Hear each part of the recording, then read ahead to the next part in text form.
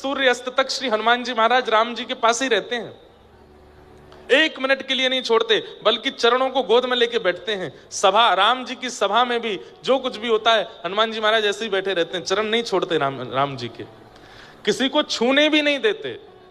मेरा ये अधिकार है बस। और बोले इसमें आप भले स्वार्थी मानो मुझे, पर ये चरण मैं नहीं छोड़ूंगा। लेकिन जैसे ही सूर्य अस्ताचल को जाते हैं, हनुमान जी महाराज की घबराहट शुरू हो जाती है। अब सूर्य अस्त हो जाएगा, राम जी कनक भवन में चले जाएंगे, अंतःपुर में चले जाएंगे, वहां सखियां मुझको जाने नहीं देती।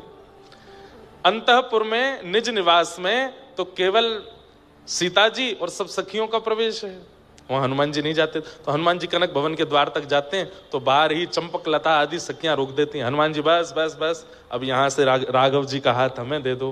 तो फिर अंतःपुर कनक भवन की अंदर की लीला में चंपक लता जी लेकर के श्री राम जी को भीतर जाती हैं। और श्री हनुमान जी द्वार पर खड़े खड़े इतना रोते हैं, इतना रोते हैं। क्यों? अब मैं रात भर कैसे रहूं, बिना राघव जी को देखे मैं कैसे समय निकालूं।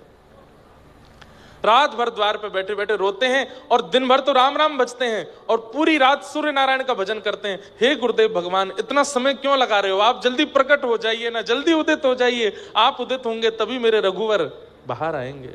सुबह सुबह जैसे सूर्योदय हुआ, राघव जी बाहर आए, देखा आंखें लाल हैं हनुमान जी की, इतना रोए हैं पूरी रात। राघव जी ने तुरंत हृदय से लगा, क्या हुआ, आप इतना रोए क्यों रात को?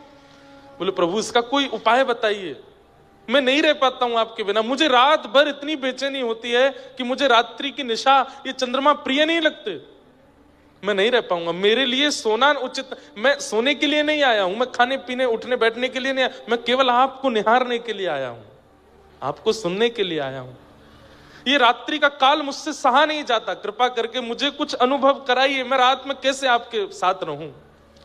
हनुमान जी द्वार पर ही बैठे रहे, चंपक लता आदि सखियां आई, बोले क्या बात है? बोले मुझे मैया से मिलना है, मैया को बोलो मैं बैठा हूं बाहर। सीता जी से कहा, बोले लेके आओ भीतर। तुरंत हनुमान जी गए, इतना रोए चरणों में, बोले मुझ पर कृपा करो, अनुग्रह करो, मैं कैसे रहूं अपने राघव जी के साथ।